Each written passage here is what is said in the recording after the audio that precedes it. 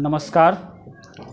इसके पहले वाले वीडियो में हम लोग जो आगामी आपके मैट्रिक का एग्ज़ाम होने वाला है उसमें जो पाइथागोरस प्रमेय काफ़ी इम्पोर्टेंट है उसको हम लोग किए थे, और इस वीडियो में हम लोग उसी का विलोम करेंगे, है ना, पाइथागोरस का विलोम। तो पाइथागोरस में हम लोग पढ़े थे कि क्या होता है कि पाइथागोरस जो प्रमेय था उसमें समकोण त्रिभुज में जो सबसे बड़ी भुजा होती है वह अन्य दो छोटी भुजा के वर्गों के योगफल के बराबर होता है। वह प्रमेय हम लोग सिद्ध किए थे, और इसमें उसके विपरीत होना है। जैसे इस प्रमेय को थोड़ा सा पढ़िए। यह प्रमेय कहता है यदि किसी त्रिभुज में सबसे बड़ी भुजा का वर्ग अन्य दो छोटी भुजा के वर्गों के योगफल के बराबर है तो त्रिभुज समकोण होगा। लेकिन वह अलग था, वह पहले कह देता था कि जो हम त्रिभुज लेंगे वह समकोण त्रिभुज है, और यह कह रहा है कि नहीं, ऐसा नहीं, हमको सिद्ध करना है कि समकोण त्रिभुज है ना। यह प्रश्न कभी कभी अलग भी पूछता है कि यदि किसी त्रिभुज में नहीं एक भुजा का वर्ग अन्य दो छोटी भुजा के वर्गों के योगफल के बराबर है तो बड़ी भुजा के सामने की जो कोण होगी 90 डिग्री होगी, अर्थात 90 डिग्री है तो वह त्रिभुज कौन होगा, समकोण ही होगा। तो दोनों टाइप से यह प्रश्न पूछा जाता है। तो आइए थोड़ा सा हम लोग इसको हल करते हैं। हल करने के लिए सबसे पहले जो यह बात कहता है उसको बनाते हैं त्रिभुज में। कहता है यदि किसी त्रिभुज में सबसे बड़ी भुजा का वर्ग, तो आप क्या करिए, एक त्रिभुज बना लीजिए। एक त्रिभुज बनाएंगे, हम बनाएंगे समकोण के जैसा ही, लेकिन हम इसको समकोण नहीं मानेंगे।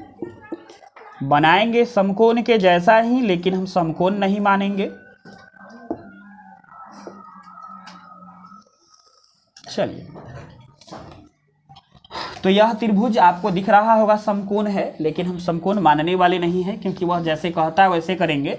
सबसे बड़ी भुजा, तो आप इसको मान लीजिए त्रिभुज ABC, सबसे बड़ी भुजा आपका AC है, का वर्ग अन्य दो छोटी भुजा के वर्गों के योगफल के बराबर है। तो हमको सिद्ध करना है कि यह त्रिभुज जो होगा 90 डिग्री होगा, और यह बड़े भुजा के सामने का जो एंगल है यह 90 डिग्री होगा। यह हमको बताना है, लेकिन अभी यह है नहीं। चलिए, तो जो दिया है, जो हम बनाए हैं चित्र में, उसको लिख लेते हैं। लिखेंगे त्रिभुज ABC में AC स्क्वायर बराबर है AB स्क्वायर जोड़ BC स्क्वायर। तो हमें सिद्ध करना है कि, क्या सिद्ध करना है कि यह जो कोण होगा वह 90 डिग्री होगा, या यह जो त्रिभुज होगा वह समकोण होगा। बात तो सेम ही है, आप इसको 90 कर लीजिए। एक कोण समकोण होता है तो वह समकोण त्रिभुज होता है। तो कोण B बराबर कै डिग्री, 90 डिग्री हमको सिद्ध करना है। अब सिद्ध करने के लिए हम लोग बात किए कि रचना करेंगे। चलिए रचना करते हैं हम लोग। रचना में क्या करते हैं, इसी के जैसा एक हम लोग त्रिभुज ड्रॉ करते हैं। एक त्रिभुज बनाएंगे, यह हम समकोण त्रिभुज बना रहे हैं।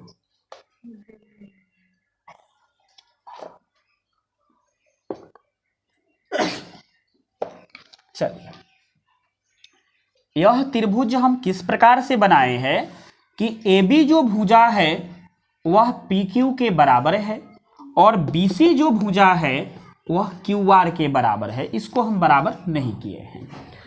और क्या है कि इसका जो कोण है वह 90 डिग्री है।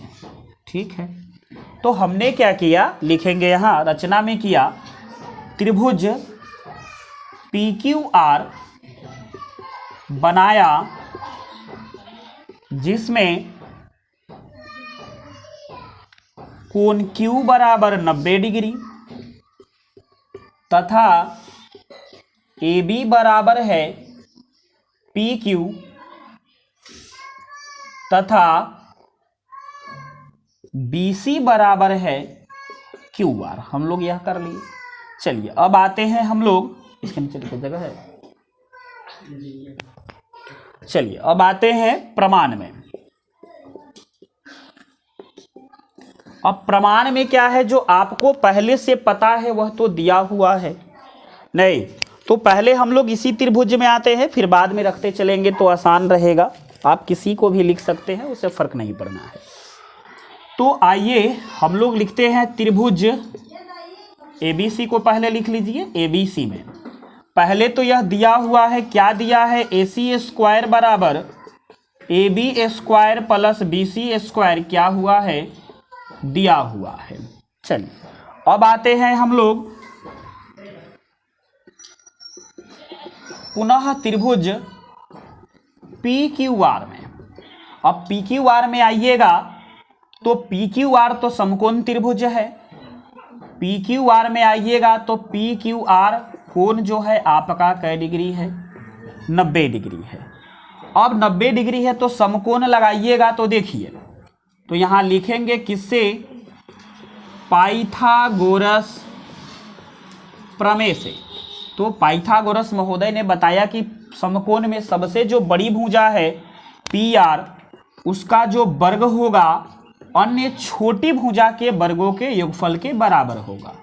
तो PQ स्क्वायर जोड़ QR स्क्वायर, ठीक है। चलिए अब क्या है, यहाँ जो आपका PQ स्क्वायर है और QR स्क्वायर है, तो यहाँ जो हम लोग रचना किए हैं तो रचना में PQ AB के बराबर है और उसके बाद क्या है, QR BC के बराबर है। तो हम यहाँ लिख सकते हैं PR स्क्वायर बराबर PQ, देखिए रचना से आ जाइए, PQ AB के बराबर है तो हम लिख सकते हैं AB स्क्वायर जोड़ QR को देखिए, QR आपका BC के बराबर है तो यहाँ हम लिख सकते हैं BC स्क्वायर, लिख सकते हैं यहाँ किस चीज़ से, तो ऐसा हमने क्यों लिखा है, तो रचना से लिखा है क्योंकि हमने रचना किया था।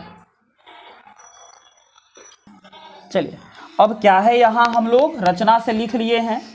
अब क्या करते हैं, इसको मान लेते हैं समीकरण 1 और इसको मान लेते हैं समीकरण 2। तो आप देखिए कि समीकरण 1 और 2 आपको बराबर दिख रहा होगा।